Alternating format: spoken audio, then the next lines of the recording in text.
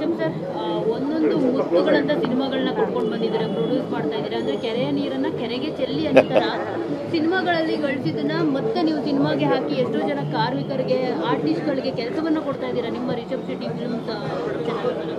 So ಇವತ್ತು laughing Buddha ಎಲ್ಲರನ್ನೂ ನಗ್ಸೋಕ್ ಬರ್ತಾ ಇದ್ದೀರಾ. ಮತ್ತೆ ಸೊ ಖುಷಿ ಆಗ್ತಿದೆ, ನಿಮ್ಮ ನ್ಯಾಷನಲ್ ಅವಾರ್ಡ್ ಬಂದಿರೋದಾಗಿರ್ಬೋದು, ನೀವು ಬೇರೆಯವ್ರಿಗೆ ಕೆಲಸ ಕೊಡೋದಾಗಿರ್ಬೋದು, ಇದೇ ರೀತಿ ಮುಂದುವರಿಲಿ ಅಂತ ಕೂಡ ನಾವು ಕೂಡ ಆಶಿಸ್ತೀವಿ.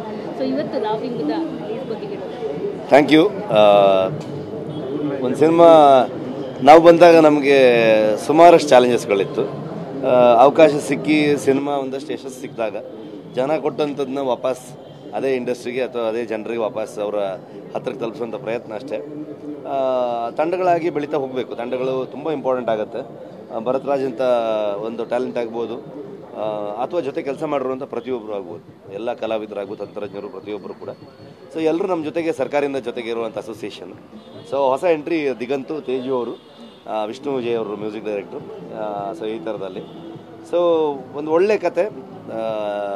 ಇವತ್ತು ಒಂದು ಪೊಲೀಸ್ ಡಿಪಾರ್ಟ್ಮೆಂಟ್ ಆಗ್ಬೋದು, ಅವರ ಪರ್ಸನಲ್ ಲೈಫ್ ಆಗ್ಬೋದು, ಅವ್ರನ್ನ ಒಂದು ವ್ಯಕ್ತಿಗಳಾಗಿ ತೊಗೊಳ್ತಾ ಹೋದರೆ ಗೋವರ್ಧನ ಅಂತ ಒಂದು ಪಾತ್ರ ಸಮಾಜದಲ್ಲಿ ಅವ್ರನ್ನ ನೋಡೋ ರೀತಿ ಮತ್ತು ಅವ್ರಿಗಿರುವಂಥ ಸ್ಟ್ರೆಸ್ ಲೆವೆಲ್ ಆಗ್ಬೋದು, ಅವ್ರು ವರ್ಕ್ ಮಾಡಬೇಕಾದ್ರೆ ನಾರ್ಮಲಿ ಪೊಲೀಸರನ್ನ ಒಂದು ಬೇರೆ ಕ್ಯಾಟಗರಿಯಾಗಿ ನೋಡೋಕ್ಕೆ ಶುರು ಮಾಡಿಬಿಡ್ತಾರೆ. ಸೊ ಅವೆಲ್ಲವನ್ನ ಮೀರಿ ಅವರ ಒಂದು ಪಾಸಿಟಿವ್ ಸೈಡ್, ಅವರ ಫ್ಯಾಮಿಲಿ ಲೈಫ್ ಆಗ್ಬೋದು, ಅವ್ರಿಗಿರುವಂಥ ಸ್ಟ್ರೆಸ್ ಆಗ್ಬೋದು, ಎಲ್ಲವನ್ನ ಇಟ್ಕೊಂಡು ಎಕ್ಸ್ಪ್ಲೋರ್ ಮಾಡೋಂಥ ಒಂದು ಸಿನಿಮಾ. ಒಂದು ಒಳ್ಳೆ ಸಂದೇಶದ ಜೊತೆಗೆ ಕೊನೆ ಆಗುತ್ತೆ ಸಿನಿಮಾ.